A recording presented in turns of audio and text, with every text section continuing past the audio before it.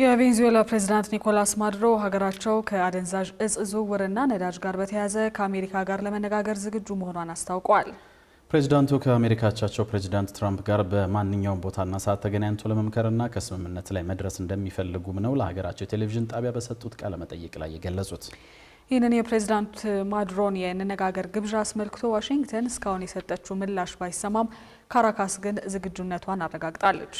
በዚሁ ጉዳይ ላይ ሊያ ክብሮም ትንታኔ አሰናድታለች። ዘነበ ኃይሉ እንደሚከተለው ወደ እናንተ ያደርሰዋል።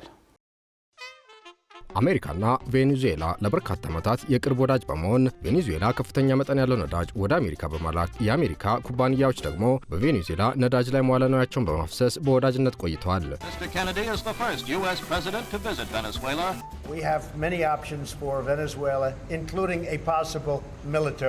ሆኖም በአውሮፓውያን አቆጣጠር ከ1999 ጀምሮ ግን የቬኔዙዌላ መንግስት ጸረ አሜሪካ የፖለቲካ አቋም በማራመድ ከሩሲያ፣ ቻይናና ኢራን ጋር መቀራረብ በመጀመሩ የሀገራቱ ግንኙነት ሻክሮ ቆይቷል። በምላሹ አሜሪካ ቬኔዙዌላን በሙስና በሰብአዊ መብት ቀውስና ዲሞክራሲን ባለማስፈን በመውቀስ የተለያዩ ማዕቀቦችን ጥላባታለች። ለሩብ ክፍለ ዘመን በዚህ የቀጠለው የሀገራቱ ግንኙነት ካሳለፍነው የፈረንጆቹ 25 ጀምሮ ደግሞ ዳግም በማገርሸት ውጥረትን ፈጥሮ ሰንብቷል። አሜሪካ የማዱሮ መንግስትን ለማዳከም በቬኔዙዌላ ባለስልጣናት፣ ኩባንያዎችና የነዳጅ ታንከሮች ላይ ማዕቀብ በመጣል ሲያልፍም ከቬኔዙዌላ ጋር ተያያዥነት አላቸው ባለቻቸው የእጽ አዘዋዋሪ ጀልባዎች ላይ ጥቃት በመፈጸም አነጋጋሪ ሆና ሰንብታለች። በቅርቡ እንኳን የአሜሪካው ፕሬዝዳንት ዶናልድ ትራምፕ አሜሪካ ከቬኔዙዌላ አደንዛዥ እጽ አዘዋዋሪ ጀልባዎች ጋር ግንኙነት ያለው ትልቅ ተቋም ማጥቃቷን በመግለጽ አሜሪካ የአደንዛዥ ዝውውር ላይ ያነጣጠረ ሰፊ ዘመቻ መጀመሯን ገልጸዋል። ከመስከረም ወር ጀምሮ አሜሪካ በፓሲፊክ ውቅያኖስና በካሪቢያን ባህር ከ30 በላይ መርከቦች ላይ ባነጣጠረና እጽ አዘዋሪ ጀልባዎችን ኢላማ ያደረገ ነው ባለችው ጥቃት በትንሹ የ110 ሰዎች ሕይወት ማለፉም ተሰምቷል። የቬኔዙዌላ ፕሬዝዳንት ማዱሮም ለእነዚህ እርምጃዎች ጠንከር ያለ ምላሽ የሰጡ ሲሆን አሜሪካ መንግስታቸውን ለማተራመስ እየሞከረች መሆኑን በመጥቀስ ተደጋጋሚ ክስ አሰምተዋል። No more Somalia, no more Iraq, no more Afghanistan, no more Libya.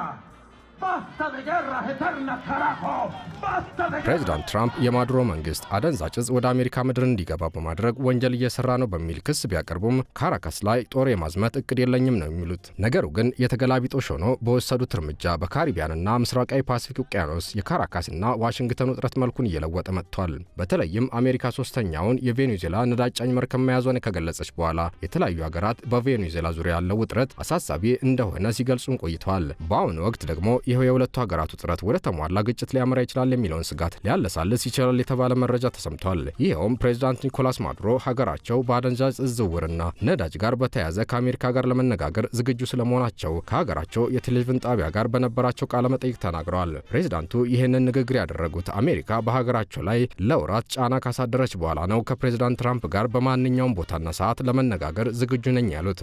ማዱሮ ከአደንዛዥ እጽ ዝውውር በተጨማሪ በነዳጅና ስደተኞችን በተመለከቱ ጉዳዮች ላይም ለመነጋገር ፈቃደኛ መሆናቸውን ገልጸዋል። ፕሬዝዳንት ማዱሮ አሜሪካ በሀገራቸው ሰፊ የነዳጅ ክምችት ላይ እጇን ለመዘርጋት በማለምም የአደንዛዥ እጽ ጦርነትን እንደ ሰበብ እየተጠቀመች መሆኑን በተደጋጋሚ የገለጹ ሲሆን የፖለቲካ ተንታኞችና የአንዳንድ ሀገራት መሪዎችም የቬኔዙዌላ ነዳጅ የጂኦፖለቲካዊ ውጥረትን ብርት እንደሆነ ይጠቁማሉ።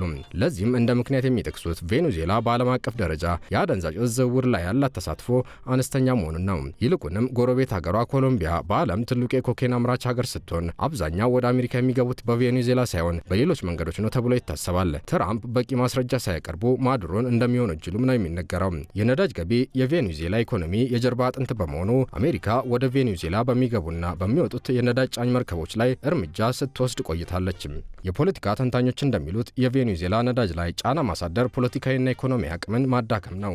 ይህም በማዱሮ መንግስት ላይ የሚደርሰውን ውድቀት ማፋጠን ግብን ያደረገ ስለመሆኑም ያስረዳሉ። ፕሬዚዳንት ማዱሮ አሁን ከአሜሪካ ጋር ለመነጋገር ባቀረቡት ጥሪ ነዳጅን በተመለከተም ውይይት ማድረግ እንደሚችሉ ጠቁመዋል። ማዱሮ ለመደራደር ፈቃደኛ ቢሆንም ጫናዎችንና ማዕቀቦችን ለማቃለል በሚል በቀላሉ ነዳጅን ያለ ፖለቲካዊ ጥቅም እንደማይተውት እየተነገረ ነው። ማዱሮ ነዳጅን የውይይት ግብዣ አካል ያድርጉት እንጂ ዋናው ከማዕቀቦቹና ከቅጣቶቹ እፎይታን ለማግኘት ዓላማ ማድረጋቸውም ነው የተሰማው።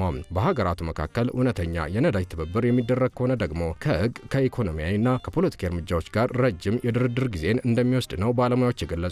ከዚሁ ጋር በተያያዘ በ2024 በቬኔዙዌላ የተካሄደው ምርጫ ተከትሎ ምርጫውን በመቃወም የታሰሩ 187 እስረኞች አዲሱን ዓመት በማስመልከት ከእስር መለቀቃቸው ደግሞ ይህን ከአሜሪካ ጋር የገባችበትን ውጥረት ለማርገብ የተደረገ ስለመሆኑም እየተነገረ ይገኛል። እስረኞች የተለቀቁት ፕሬዚዳንት ዶናልድ ትራምፕ የማዱሮን ስልጣን መልቀቅ ብልህነት ነው በማለት ግፊት ባሳደሩበት ወቅት ነውም ተብሏል። ስለ አሁኑ የቬኔዙዌላ የውይይት ግብዣ ማዱሮ ለበርካታ የአሜሪካ ቃል አቀባዮች የአደንዛዥ እጽ ዝውውርን ለመዋጋት በቁም ነገር ለመዋየት ከፈለጉ እኛ ዝግጁ ነን ማለታቸውን ያከለው አልጀዚራ አሜሪካ ነዳጅ የምትፈልግ ከሆነ ቬኔዙዌላ ለአሜሪካ ኢንቨስትመንት ክፍት መሆኗም ተጠቅሷል። ፕሬዚዳንት ማዱሮም እንደ ቼቭሮን ያለውን የአሜሪካ የነዳጅ ኩባንያ በመጥቀስ ስምምነት ሊኖር እንደሚችል ፍንጭ ሰጥቷል። የማዱሮ ቃለ ምልልስ በተሰማበት በዚህ ወቅት የአሜሪካ ጦር አደንዛዥ እጽ ያዘዋውራሉ ባላቸው 5 ጀልባዎች ላይ ጥቃት በመፈጸም ቢያንስ የ5 ሰዎች ሕይወት ስለማለፉም ነው የተነገረው።